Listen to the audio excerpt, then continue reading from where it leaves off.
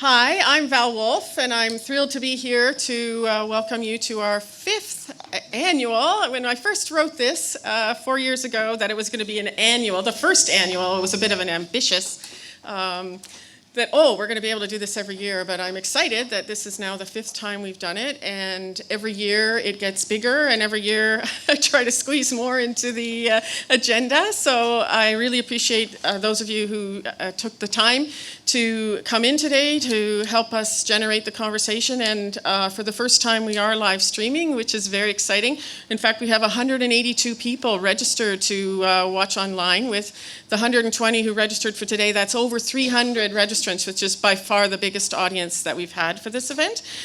So that's really exciting in terms of OCT disease prevention and, as I always say, moving the conversation forward. So I do want to offer words of welcome on behalf of our CEO, Michael Roche, who cannot be here today because of death in his family. And we want to mark the occasion as well as the 5th October. It is actually the 30th anniversary of OHCOW, and from 1989 until 2019, we've been working across the province to help workers and their families, but mostly to use the information we gather to drive prevention in its many forms. Prevention in the workplace, prevention in terms of having diseases and cases recognized at the compensation level, so that will be tertiary prevention. So today, as you see, we have an action-packed agenda, so I'm not going to spend any more time philosophizing up here. I did go back and look actually at the 4 previous agendas and notice that Paul has been a champion every year, starting or participating in this conference, and it's been amazing. He immediately thought I meant that he was just saying the same thing every year, but no, he has something new to say every year, and we're very excited to have him, Dr. Paul Damaris from the Occupational Cancer Research Centre, which is part of Cancer Care Ontario, to have him join us to talk about causation and multiple factors today. So before I guess I bring Paul to the mic, I do want to, apologize in advance that I'm going to have to be quite rigorous on time, partly as a courtesy to the people who aren't here and can't sort of sense the vibe in the room, but also just to make sure that every speaker gets a chance. And so we will take questions depending on the speaker's preference, but we may have to move the questions along and catch up at break, catch up at noon hour, and otherwise dialogue like through chat or something like that. Similarly, online, the questions that are posed online will be announced in the room as long as we can keep up the pace. So it's that balance, because we want to share the excitement and the knowledge, but we want to include everybody in the presentation. And then I think everyone knows, because they came in, as far as the fire exits in the room, that they're quite obvious in terms of the top of the stairs and also the 2 doors at the bottom of the stairs. And the washroom is, I guess that's west of here. You can get to it easily from the back hallway or up the stairs and down the stairs. And there is an elevator for anyone who has problems. So now I'm going to turn it over to Paul to do the first talk. Thank you very much. I'm supposed to say from the beginning. There we go. Thanks, Paul. Thanks, Val, and good morning, everyone. Thanks for having me here yet again. I wish I had that kind of Monty Python voice to say, and now for something completely different. This is not the kind of thing I usually talk about. I'm going to be talking about scientific theories and principles and how they're applied. So I wore my jacket to look a little more academic today, and hold on to your coffee cups for first thing in the morning. I also wanted to start by thanking Sarah Rhodes McCormick and Anya Keefe for their help with the preparation of this talk and the report that it's going to be part of eventually. These are just some principles that I often put forward when I need to talk to medical students. Over the years, I've had to give lectures to medical students on the recognition of occupational disease and the challenges in that. These are kind of the 5 things that I usually bring up. But today I'm really going to focus in on really 2 of those. One of those is that almost all cancers for the topic today have multiple causes. They're not caused by a single thing, but actually by multiple things, which is a very important, I think, principle, but also impacts, I think, how we think about causality. And I'll also touch about the broader issues of latency and how we consider latency as well. This is a slide that I often use, and people will probably recognize it from previous talks, to talk about the fact that workplace carcinogens touch people in really a wide variety of different occupations across society. It's not just simply one group or a small number of people that are exposed to workplace carcinogens. In fact, it's many, many people in Ontario and across Canada that really are touched by that. So this is kind of my standard slide. But since the theme today is multiple causes, I decided I would think a little bit here, and really most of these pictures, and this is no stretch on this, most of these folks have exposure to multiple recognized workplace carcinogens. Admittedly, I took people who are maybe clearly recognized as having exposure to a carcinogen, but they weren't chosen specifically because of multiple. Certainly hairdressers are exposed to multiple hair dyes that all have that include a number of, or historically at least included a number of suspected carcinogens. There are a number of suspected pesticides for causing cancer. Welding fumes are actually a mix of different metals, many of which are either known or suspected carcinogens, and so on. So there's a lot of different groups here, and it's a fairly diverse set where, in fact, there is pretty easy to document multiple exposures occurring that could impact the risk of cancer. So today I'm going to talk about some theories that drive our thinking about the impact of multiple carcinogens. I'll talk about the multi-stage theory of carcinogenesis. It's always a big crowd pleaser, but Rothmans Causal Theory, it's another one that people really like. And also additive versus multiplicative relationships.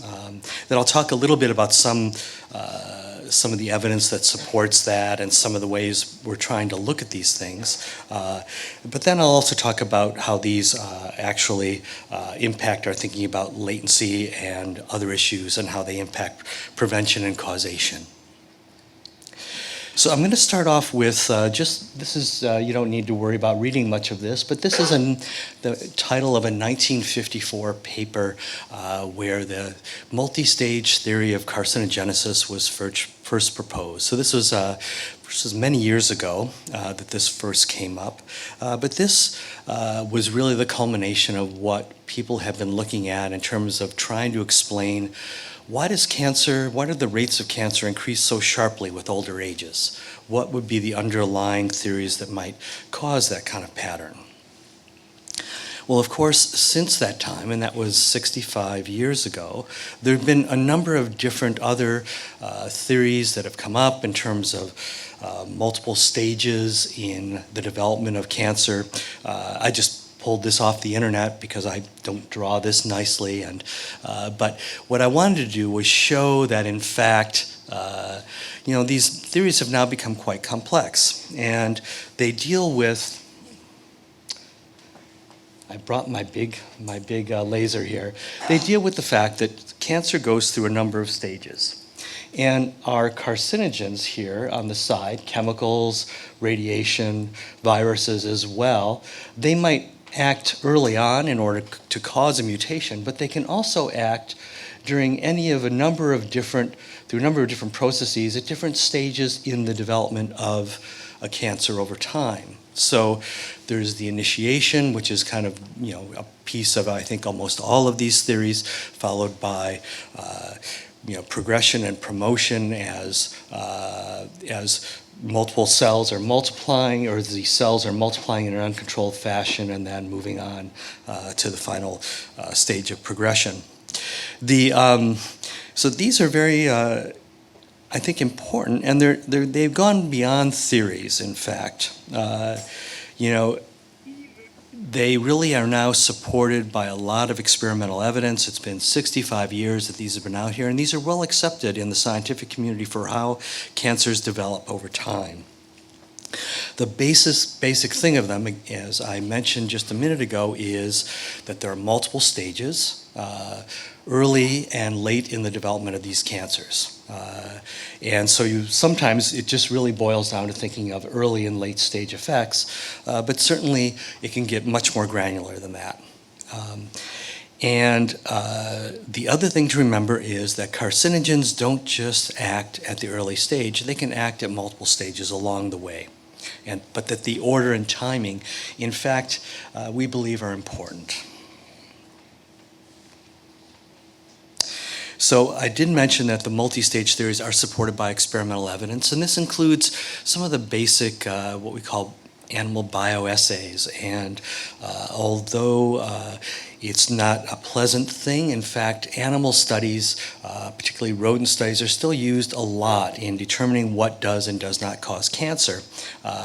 And one of the models that they use for studying breast cancer is that you initiate a cancer using a known breast carcinogen, dimethylbenzanthracene, and then you can test it with other chemicals to see if they actually further increase the risk of cancer. So it goes down really to even some of the basic models that we use to study cancer. Switching gears a little bit, because those models were actually often used as really primary theories of how we think about carcinogenesis. But when we think about causality, an epidemiologist named Rothman developed a causal theory, which is kind of caused the Causal pies theory, which is kind of a funny name.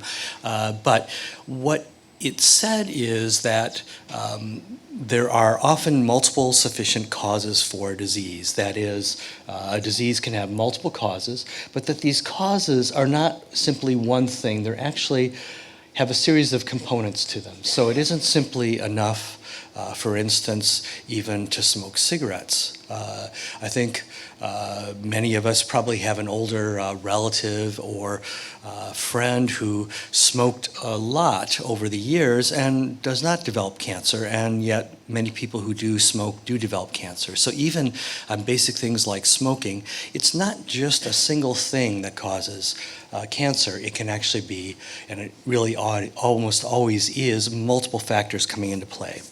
And so what Rothman calls these are that a sufficient cause is made up of a series of component causes.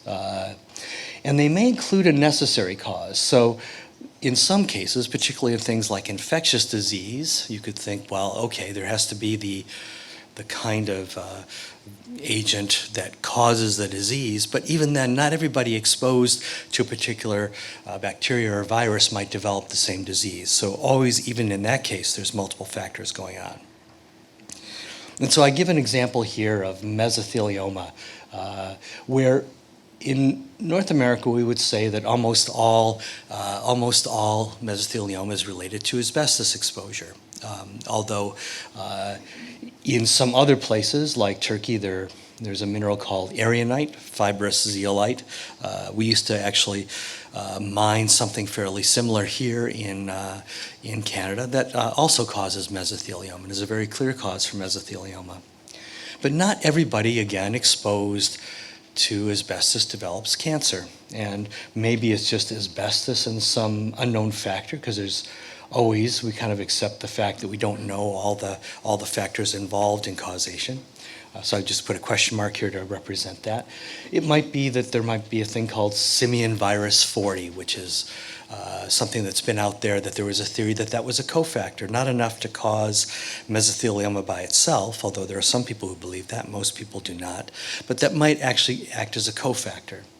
Or in the case of erionite, there's a particular mutation where not everybody who develops mesothelioma due to aerionite exposure has that mutation, but families that do have twice the risk. And in that case, people in those villages where they have that genetic mutation, half of the people in those villages develop mesothelioma. So it's a very, very powerful thing. But again, we're talking about the fact that cancers have multiple factors involved with them.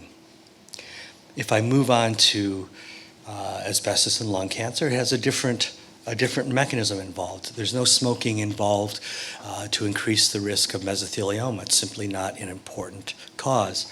But certainly in lung cancer, we can see smoking would be a cause, asbestos would be a cause, and asbestos and smoking would be a cause.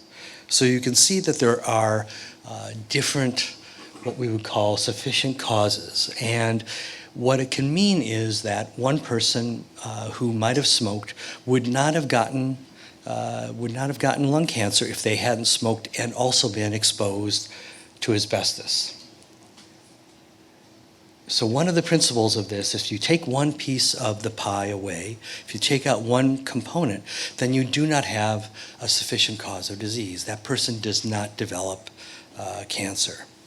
So take asbestos away, and people with this cause and this cause do not develop cancer.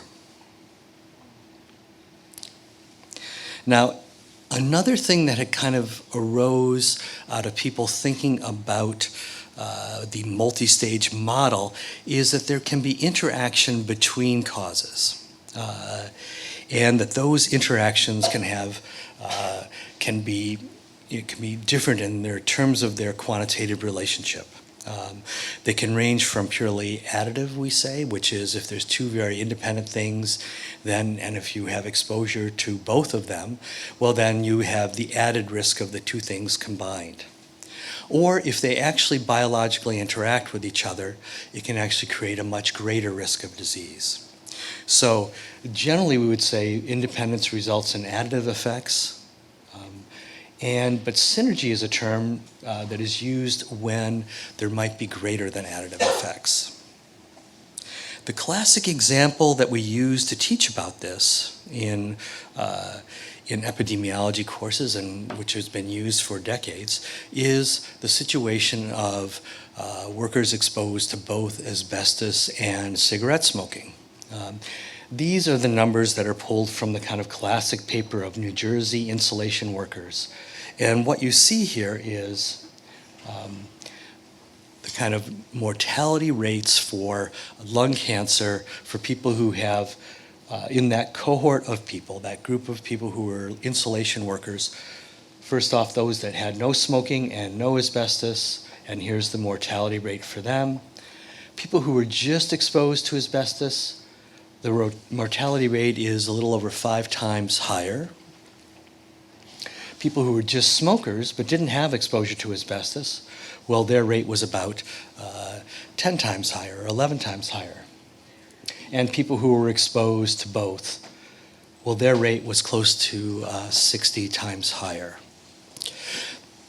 So when you express those as relative risks, this is what they turn out to be, is that people who were exposed to asbestos had 5 times the risk of lung cancer. Those who were just smokers had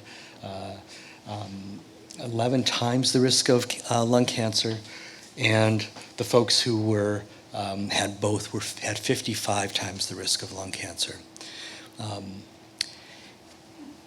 In terms of attribution, that is, what percentage of those cancers could be said to be due to that particular factor, these are the percentages that turn out. And the important thing here, and the reason we use this often as an example, is that it works out pretty close to what we would expect with a multiplicative relationship. But in any case, we say that 80% of the lung cancers among people who were exposed to asbestos, whether they were smokers or not smokers, was due to the asbestos. And similarly, about 90% of the lung cancers were due to smoking among people who smoked. Now, some people who like things to add up to 100 don't like this. This adds up to 170. But that, in fact, is the implications of the multi-stage theory of carcinogenesis, is that causes add up to more than 100%. From a prevention point of view, this is okay, because you remove any one of these causes, and these people, their rate will drop down to here or to here. So you remove one cause, and you get a major reduction in the rates of cancer in that group. So what it means is that prevention can be very effective when it's targeted on either of those causes. But this will probably be the only math that I use today for those of you who are wondering. So have a sip of coffee, but it's really, when we say additive, we're saying that if the relative risk for one plus the other leads up to the relative risk for both of them, well, that's considered an additive relationship. And so if there was simply additive, we would expect the relative risk among people who were both smokers and exposed to asbestos to be somewhere around 16, 17 times the background rates for cancer, for lung cancer. But with a multiplicative relationship, we multiply 5 times 11, and we get something that's closer to 60. And when you actually look at what they saw in that original study of New Jersey insulation workers, it's pretty close to that. It's just slightly less than that. It's around 55, but it's very close to what we would consider a classic multiplicative relationship. And that means that there is synergy between these two exposures.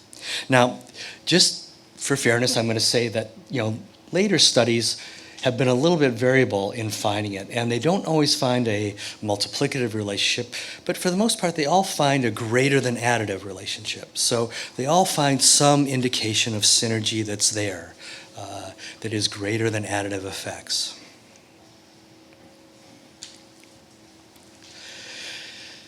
So now we get down to thinking about, well, one of the questions is, what about people exposed to multiple workplace carcinogens? And, there are not a lot of research done in that.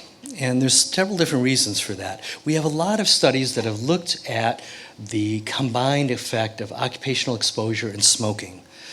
And the reason for that is that in many of these studies, what we're interested in is a thing called confounding. Is the effect that we're interested in of looking at the effects of particularly like a workplace carcinogen like diesel engine exhaust or radon, is that simply due to the smoking effects, or is that due to the carcinogen that we're worried about? And so you get lots of studies that have been done where they're driven over concern by confounding, where they looked at smoking and the carcinogen. But studies of multiple workplace exposures, where they try to take both workplace exposures into account, are actually relatively rare.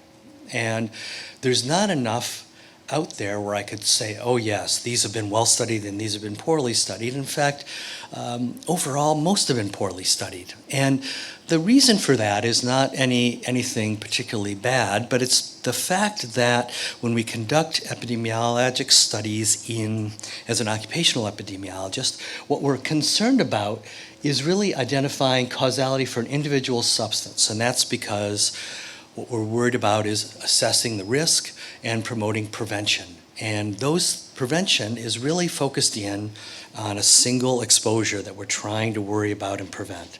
So we do our research to establish occupational exposure limits, to say that something is a cause of cancer. And these studies of multiple carcinogens, there simply are not a huge number of them. I'm just going to look at the time because, okay, I'm not doing too bad. Just don't want Val to get mad at me. So we have done a few studies like this at our Occupational Cancer Research Center. So for instance, looking at pesticides, and these are 3 different studies we did about 6-7 years ago, looking at various types of what we call lymphatic and hematopoietic cancers. So non-Hodgkin's lymphoma, multiple myeloma, Hodgkin's lymphoma. And all of these are ones where they've been observed to be at increased risk in various agricultural studies, but it's been hard to actually narrow it down and say this excess risk is due to one specific pesticide. And you need very big studies to do that, and those studies have started to happen, and we've certainly tried to contribute in that area. But we also did analyses where we tried to look at, well, what happens if we look at the risk just associated with exposure to multiple suspected carcinogenic pesticides. And in all three cases, we find some evidence that if you're exposed to multiple suspected pesticides, that appears to increase the risk or show a much more increased risk than if you're just exposed to one of those. So it's an example of the benefit of trying to look at exposure to multiple pesticides, but also the challenges of that. Another example I'll use that we're currently looking at and trying to get more funding to look at further is the issue of mining. This is a graphic from one of our reports on uranium miners here in Ontario. And this is the study done with a mining master file where we have records on everybody who was employed in mining over a series of decades. We know what they were doing, what sector of mining that they were in, and we used it to identify who's in mining. And you could see that mining employment for uranium miners peaked right here. So on this side is radon exposure, which is this line here, which thankfully goes down over time. Over here is the number of workers that were employed. And you see this big increase here. And that's all about weapons. So originally, we're mining uranium to produce uranium to make weapons. And there was a big demand for that. Back here in the late 50s, we had lots of people employed, and then that dropped down as the demand for that uranium moved to other places where they were also mining uranium, and the market dropped. The market came up again with the rise of nuclear power as a source of power. Again, a big demand for uranium. And eventually, higher grade uranium was found in other places, and it drops down again. So mining has ups and downs. Where did all these miners come from? They came from gold mining initially. We had a lot of gold mining, and they moved to uranium mining. And when uranium mining went down, they moved to nickel mining. And then when lucrative jobs came up in uranium mining again, they moved back to uranium mining. And so you get this pattern of people moving between different areas. And the risks for lung cancer in those different subsectors are different, or some of them are the same or shared, but they can be quite different. So you can get things like arsenic. Nickel itself is a lung carcinogen. But meanwhile, even when you're just exposed in uranium mines, there were, especially in this later period, we had pretty much moved to diesel equipment in underground mining. So we had diesel engine exhaust. We had silica back here, and very high levels of silica. These levels of radon were quite high because there wasn't sufficient ventilation. As ventilation went in, those went down. But people exposed at this time had a very high risk of silicosis.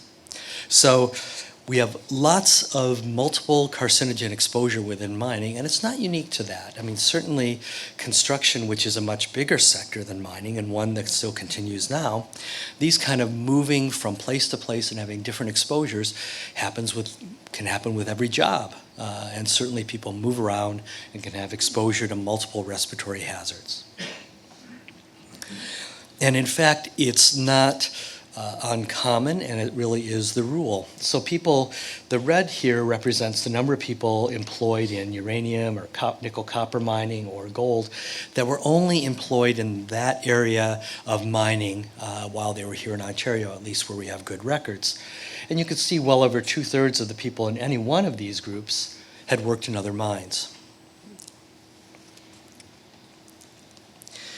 And there are a lot of lung carcinogens, so it's often one we can use as an example for exposure to multiple carcinogens. I have kind of bolded here ones that are more common here in Ontario and certainly across Canada, ones that are, for the most part, in our Burden of Occupational Cancer report, our national report that was just released, or our Ontario report that was released a few years ago.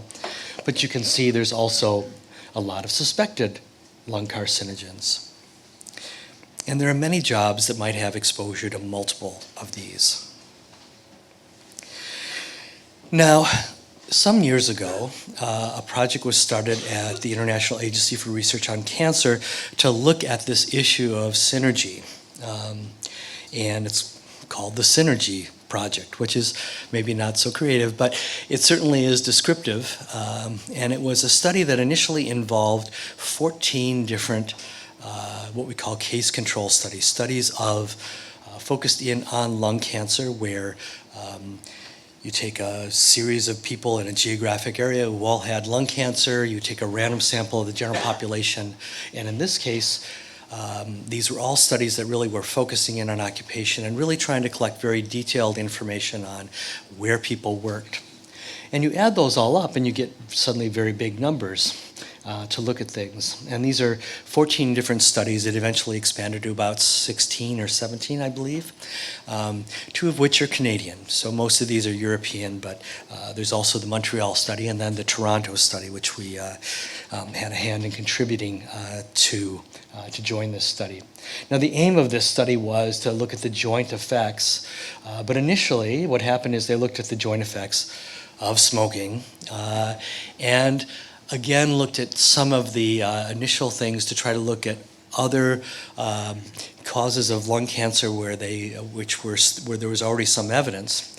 And unfortunately, the study kind of ran out of money. So we never really got down to the more difficult things, and there's still a search to kind of refund that. But that's going to be a data set that I think in the future we'll see used for a lot of studies of multiple lung carcinogens and trying to look for the impact of exposure to that.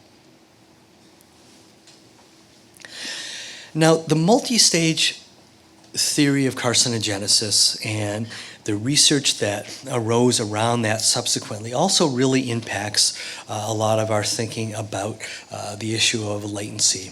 The classic definition of latency is that it's the time period between when exposure occurred and the disease is actually recognized. So, in fact, what happens is, and it's true of really all diseases, is that the disease can start within the body, and oftentimes there's a lag period. There's a period where we don't recognize that the disease is actually there. In some diseases, that can be very short. But in cancer, there's the theory that that can be quite long. But if we look here at this series of events that we were talking about when we think about the multi-stage theory of carcinogenesis, what that means is that these different causes actually have a different period in which they are effective. And that, in fact, it's not a disease that has a latent period. It's the relationship between a disease and an exposure that has a latent period. And that can be different for different causes of disease. Now, this is a slide that I use to talk about this. And this is, again, this is Rothmans Language, that there's some kind of an induction period where exposure to a disease, exposure to a carcinogen or a cause of disease is effective, and then some latent period where we don't see it. So we see that exposure begins here, disease begins here, this is the induction period, and then there's this latent period, and then finally the disease is diagnosed. The challenge here is that we don't really know when a disease starts or ends or when it's induced. That really is something that we discover through statistical modeling. So epidemiologic studies are designed really to study health in the groups of people, not individuals, and we develop models of latency where we really identify people on the basis of probability. So here's the probable place where the exposure was the most effective. And that's all done through statistical modeling. And so you'll see the results of studies and they'll say, okay, it's at least 10-year, we applied a 10-year latency period. The effective period of exposure was 10 to 30 years ago or something along those lines. The The point is here that when you think about biology, biological effects don't really fit into a box. I mean, that they don't have those kind of square lines on the end. In fact, it's a much more dynamic process than that. Most biological processes have a distribution that's kind of like this red line, you know, and it has, yes, most of the stuff occurs within a defined central period here, but in fact, there's always little tails on either end. And then exposure, of course, can have very large tails going out in terms of its distribution. And our model that comes out of a traditional epidemiologic study looks a bit more like this. Just going to check on my time again. What it says is, okay, exposure begins, exposure ends. We assume the induction period is here. I put a question because we don't really know. We assume that there's a latent period here, that disease begins. At some point, disease begins prior to when it's diagnosed, but the exact point that that happens in is always not necessarily clear. But we've set lines here that this is the effective period of exposure, when in fact it's probably something a bit more like this, that there is stuff that occurs out at the tails. And what that means is, okay, we can draw assumptions that the highest probability is between 2 points of time, but that there are these kind of tail things where it might not necessarily fall exactly into that. Now this gets more, a little bit more complicated when we think about multiple causes. So we have one here, we have another here. And let's say there's some initiation of disease, and then there's some promotion of the division of cells or something along those lines that goes in with a late stage carcinogen. Each of these will have a different latent period. When exactly disease begins is actually not that cut and dried of a question. I think that's what the whole multi-stage theory tells us, is that it's really a whole series of steps. And then, of course, there are distributions around that. So it becomes a fairly complicated thing to think about in terms of, well, when really was the causal period for that? Oh, I actually put a little red box here also to say that, and certainly I do this, when I'm doing a modeling, do I want to say, okay, it's actually from 7.2 to 15.7. People hassle you about taking these kind of numbers, like how did you choose that number? What was your criteria? So instead we say it was 10 to 20. Well, really, biology doesn't operate on nice round numbers. We made those up in order to make our model work. So these kind of numbers, again, shouldn't be taken as hard and fast rules. That's not how the body works. So the practical implications of these scientific theories that I've been talking about here are that all cancers have multiple causes.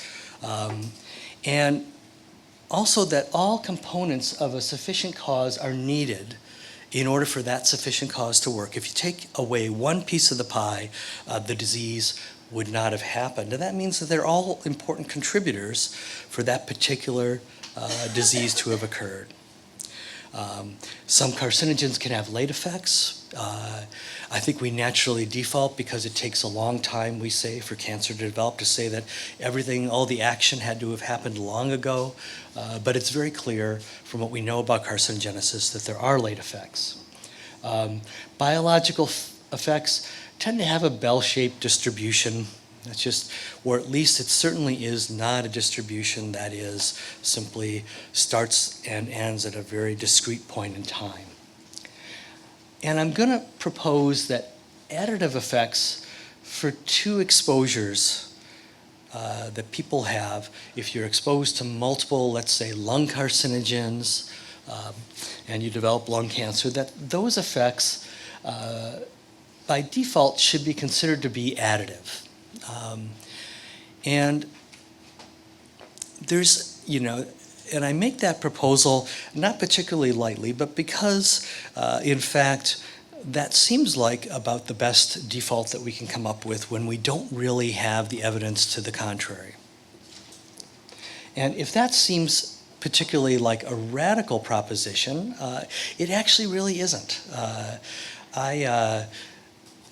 Certainly if you pull out any one of the ACGIH TLV booklets, there's an appendix in there about exposure to mixtures, and what it says is when we have two or more hazardous substances that have a similar toxicological effect on the same organ system, so let's say cause cancer to the same site, they should be considered to be, in the absence of other information, to be additive in their effects. That has been in the TLV booklet for over 30 years, and from a prevention point of view, we usually don't even question it. We assume that that's okay. It's part of the regulations of at least several provinces across Canada. Quebec and British Columbia, I know, have additive effects built into how we handle mixtures for prevention purposes. And it really has been part of these recommendations for over 30 years. What I think I just proposed is really that we kind of begin to take some of these same things that we've assumed in prevention and apply them more broadly. Now, of course, it'd be great if we had information to know more precisely what the combined effects of multiple exposures are. This is a graphic that I used when I was part of what's called the CAREX project, which was started at UBC many years ago. And when we got funding from the Canadian Partnership Against Cancer, and they saw this graphic, they really didn't like it. They didn't like the fact that there was the Leave It to Beaver kind of nuclear family here, surrounded by exposure to toxic substances. But in fact, that's what Rachel Carson was saying way back many, many years ago when I was even a kid. We live in a chemical world now where there's lots of exposure, and to say that any of us is unexposed to carcinogens somewhere in our life, or that we're only exposed to one thing, is really not to recognize the reality of life. That we can be exposed from a number of different places. And what this graphic doesn't have is, doesn't really emphasize enough, is that these folks at some point in their lives are going to be working in different places where they can also have much higher levels of exposure to those kind of carcinogens. Now, the complexity of that really led Chris Wild initially to propose. Chris Wild was the director of the International Agency for Research on Cancer, and he proposed the term the exposome, and the study of it is the Exposomics. And it was really meant to be the counterbalancing of what was been the obsession for cancer research for decades of focusing in on the genome and genomics as being the only thing, and then paying a bit of lip service, in fact, to gene-environment interactions. That is, looking at exposures and how they interact with our genes. And what he said is we should be trying to invest as much money in looking at exposures as we have in looking at the genes. And that's what's necessary if we're going to get a better understanding of combined effects of exposure. And this is just some of the wording from the NIOSH website. But the fact is, where are we in terms of spending on occupational cancer research, or even occupational research overall? This is from the Canadian Cancer Research Alliance, one of their reports, and you see two different time periods. They haven't come out with the latest one yet, but this is 2005 to 2009, and then 2010 to 2014. This is the number of millions of dollars spent on prevention-related research broadly. Now, I'll start off by saying prevention research in terms of cancer research is about 10% of all cancer research funding. 90% of cancer research funding goes towards we call basic science or clinical or curative-oriented research. Only 10% goes to preventing cancer. And even a lot of that is not necessarily what some of us would necessarily call prevention from that point of view. But I'll point to this little thing here, and this is occupational exposures right here. The good news is we beat alcohol, which is this little thing right here. But that's about the only thing we've beaten in terms of cancer research funding for occupational causes of cancer. So this is definitely an area where I think we do have to have a continued push towards funding. So a few kind of general conclusions here. You know, determining causation in the context of workers' compensation is a complex process, and it really is governed by more legal principles than anything. And I'm not dealing with those kind of legal issues. It certainly is not my expertise. I'm far from being a lawyer.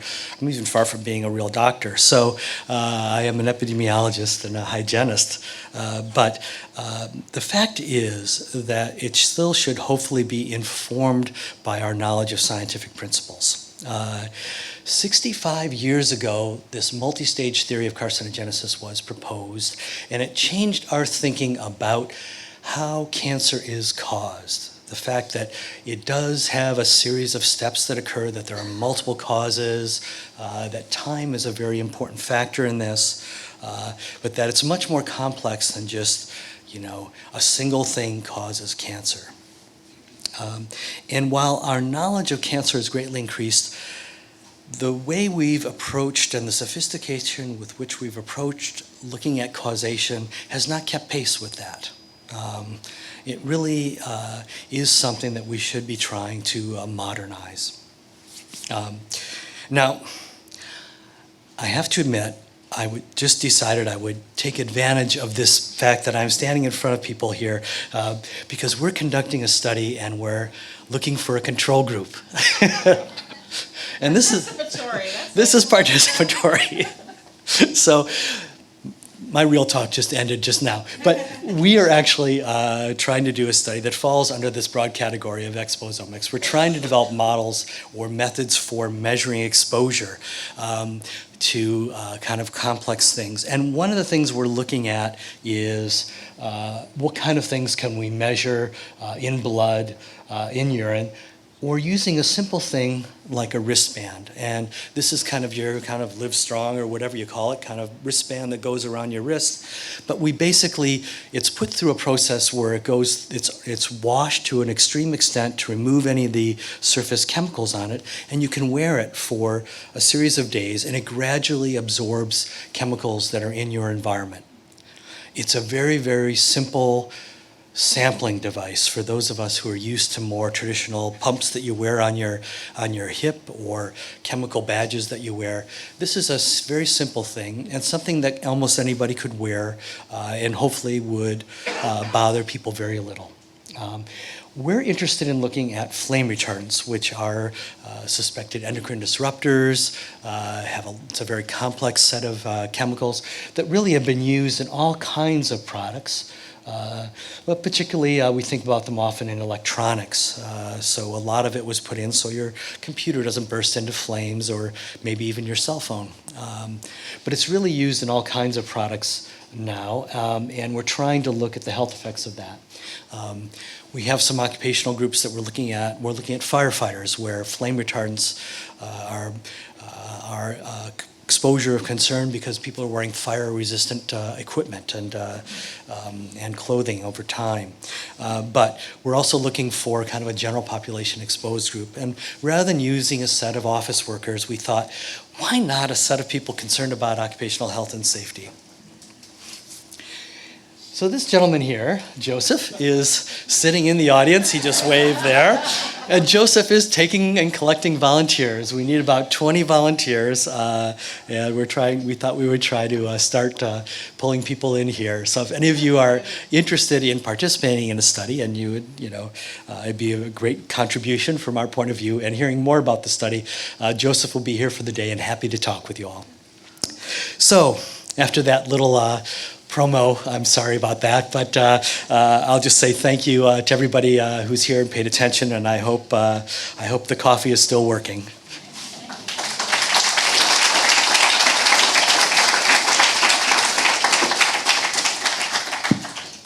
Thanks a lot, Paul. actually have time for questions, and Kimberly has the mic. If anybody has a question they want to ask, it was a great way of simplifying and introducing us to a lot of complex science, and I do appreciate you doing that for us. It's a great service to all of us, actually. Thanks. I do have a thank you card. But does anybody have any questions for Paul? Yep. So how do we increase the funding for occupational? So can you repeat the question? I'm coming for online, sorry. So, and I could repeat. So the it. question Very is, good. if I'll repeat it then, how do we increase funding for occupational cancer? What is it, is it politics? How are we going to move forward? I think to some extent it is politics. It's a matter of lobbying and telling our representatives that our federal funding agencies really should be prioritizing prevention research. It is always a challenging thing. I mean, you hear other researchers who are not in prevention research say, oh yeah, we're up for that. But when there's a piece of a pie, they're up for there being more funding for prevention, but they're not up for there being less funding for them. And there are very powerful forces at work here. Most of our what's not even counted in some of that pie that you see is that when you look and you see Princess Margaret or these other places doing fundraising for cancer research, it really is all going into curative medicine. It's not going into prevention. As we live longer, really more and more of us are going to be dying of cancer. And so this is not a problem that's ever going to go away until we start preventing. So it really is something to really be thinking about, I think, very seriously. But I do think the answer is letting politicians and decision makers know that this is an important area.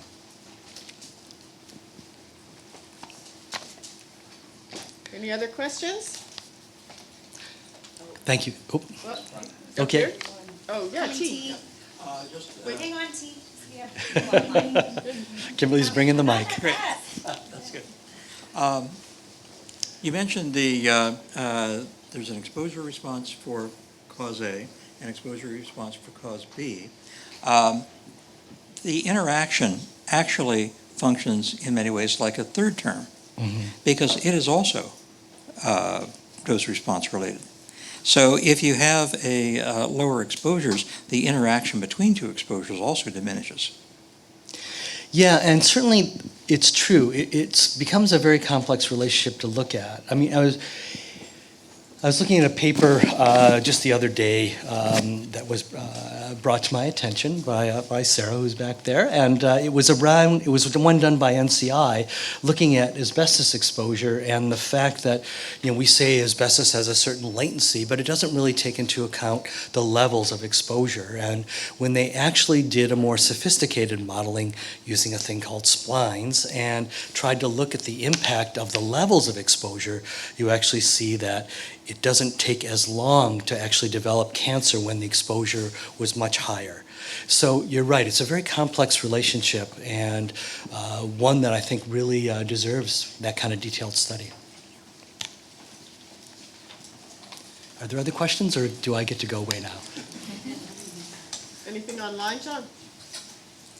Okay, great. Thank you very much, Paul. Thanks for okay. starting out our day. Thank you.